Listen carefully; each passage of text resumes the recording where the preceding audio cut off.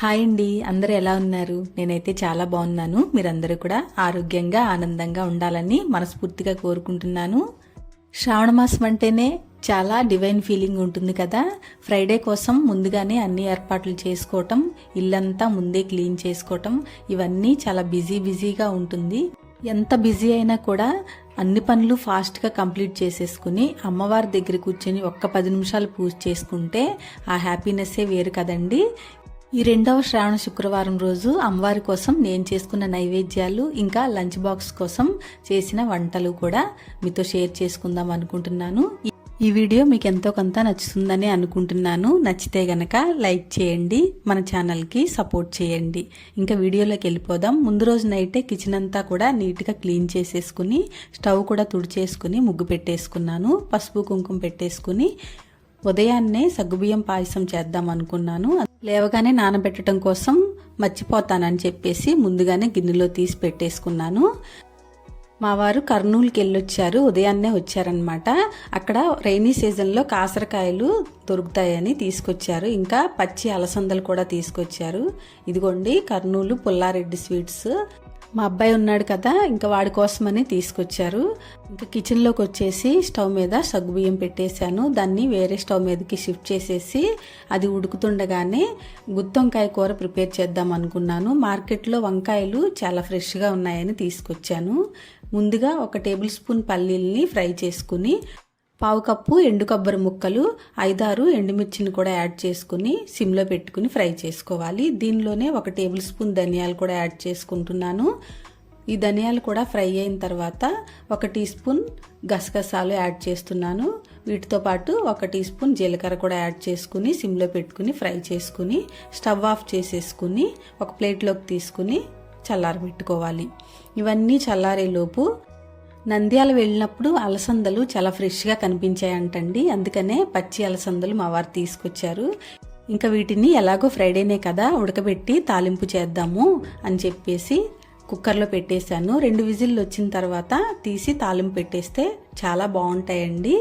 దీన్ని కూడా పక్క బర్నర్ మీదకి షిఫ్ట్ చేసేసుకుని సగ్గుబియ్యం ఆల్మోస్ట్ ఉడికిపోవచ్చినాయి. అంతలోపు జీడిపప్పు కిస్మిస్ కూడా ఫ్రై చేసుకుని ఒక ప్లేట్లో పెట్టేసుకుంటున్నాను. ఇప్పుడు ఈ సగ్గుబియ్యంలోకి సన్న సేవ్ ఉందండి నా దగ్గర. ఈ షీర్ కుర్మా కోసం యూజ్ చేస్తారు కదా, వన్ టౌన్ వెళ్ళినప్పుడు తీసుకొచ్చుకుంటాను నేను దీన్ని. లైట్గా ఫ్రై చేస్తే సరిపోతుంది, ఎక్కువ ఫ్రై చేస్తే త్వరగా మాడిపోతుంది. సగ్గుబియ్యం ఉడికిపోయినాయి కదా, సరిపడినంత బెల్లం యాడ్ చేసుకుని అదంతా కరిగిపోయిన తర్వాత 2 యాలకుల్ని దంచి దీనిలో యాడ్ చేసుకోవాలి. ఇప్పుడు ఇందులో కాచుకున్న పాలని యాడ్ చేసుకోవాలి. ఇప్పుడు మనం ఫ్రై చేసుకున్న ఈ సేమియాని యాడ్ చేసుకున్న తర్వాత ఎక్కువసేపు కుక్ చేయాల్సిన అవసరం లేదు. 1 నిమిషం ఉంచితే సరిపోతుంది. ఊరికే మెల్ట్ అయిపోతాయండి ఇవి. ఎక్కువసేపు కుక్ చేసినా సరే త్వరగా గట్టిగా అయిపోతుంది పాయసము. చాలా లూజ్గా ఉన్నప్పుడే దీన్ని స్టవ్ ఆఫ్ చేసేసుకుని పక్కన పెట్టేసుకోవాలి. సగ్గుబియ్యం సేమియా పాయసం అయిపోయింది కదండి. ఇప్పుడు మొక్కజొన్న గారెలు ప్రిపేర్ చేసుకోవటానికి ముందు రోజే ఈ మొక్కజొన్నల్ని నేను ఒలిచి పెట్టేసుకున్నాను. మిక్సీ జార్లో వేసేసుకుని అల్లం, పచ్చిమిర్చి, ఇంకా జీలకర్ర కూడా యాడ్ చేసేసుకుని సాల్ట్ కూడా యాడ్ చేసుకుని గ్రైండ్ చేసుకున్న తర్వాత దీనిలో తరిగి పెట్టుకున్న ఉల్లిపాయ, కొత్తిమీర కూడా మిక్స్ చేసేసుకుని పక్కన పెట్టేసుకున్నాను. ఈలోపు వేయించి పెట్టుకున్న పల్లీలు, కొబ్బరి చల్లారిపోయినాయి. వీటన్నిటినీ కూడా ఒకసారి గ్రైండ్ చేసుకున్న తర్వాత దీనిలో 1 ఇంచ్ అల్లం ముక్క, 5-6 వెల్లుల్లి రెమ్మలు కూడా యాడ్ చేసుకుని 1 మీడియం సైజు ఉల్లిపాయ, 1 స్పూన్ కారం, 1 స్పూన్ పసుపు కూడా యాడ్ చేసుకుని దీనిలోనే కొత్తిమీర కూడా వేసుకుని మొత్తం గ్రైండ్ చేసుకుని పక్కన పెట్టుకోవాలి. ప్రిపేర్ అయిపోయింది కదా. ఇప్పుడు ఈ వంకాయల్ని ఇలాగా 4 వైపులా స్ప్లిట్ చేసేసుకుని పుచ్చులేమీ లేకుండా అన్నిటినీ ఒకసారి చూసుకుని ఉప్పు నీళ్ళల్లో వేసుకుని ఉంచుకొని మనం ప్రిపేర్ చేసుకున్న ఈ స్టఫ్ని వీటిలో పెట్టేసుకోవాలి ఇలాగా. ఇప్పుడు ఒక ప్యాన్లో ఆయిల్ వేసుకుని ఆవాలు, జీలకర్ర కూడా యాడ్ చేసుకుని ఈ వంకాయల్ని ఈ ఆయిల్లో పెట్టేసుకుని ఒకసారి మిక్స్ చేసేసుకుని 1 స్పూన్ సాల్ట్ వేసుకుని మూత పెట్టేసుకుని మగ్గనివ్వాలి. ఇవి మగ్గేలోపు గుమ్మానికి పసుపు రాసి బొట్లు పెట్టుకుందామని వెళ్ళాను.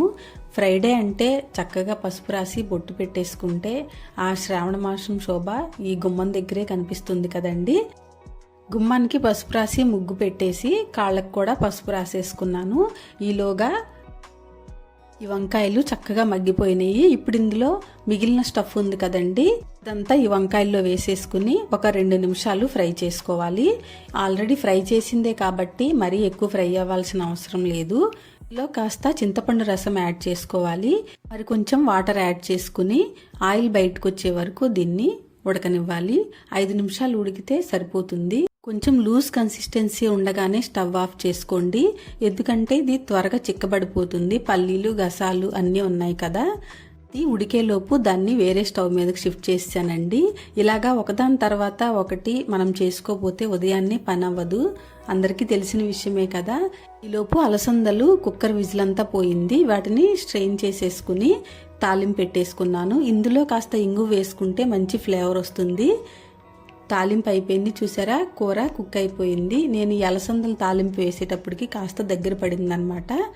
ఇంకా ఆ రెండింటిని పక్కన పెట్టేసి ఇప్పుడు మొక్కజొన్న వడలు వేసేస్తున్నాను. ఆయిల్ హీట్ అయిన తర్వాత ఇలా చూసారా, మన మినపవడలు ఎలా వేసుకుంటామో అలా వేస్తే బాగుంటాయి.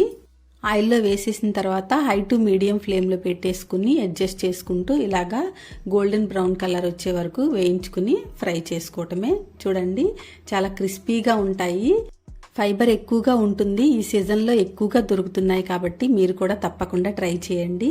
ఇంకా వంటంతా ప్రిపేర్ అయిపోయిందండి. గుత్తి వంకాయ కూర, సేమ్యా, సగ్గుబియ్యం పాయసం, మొక్కజొన్న వడలు, అలసందలు అన్నీ ప్రిపేర్ చేసేసాను.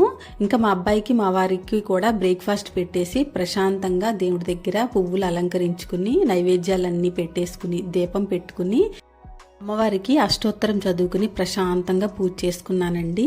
ఇలా చేసుకుంటే చాలా హ్యాపీగా ఉంటుంది కదండి.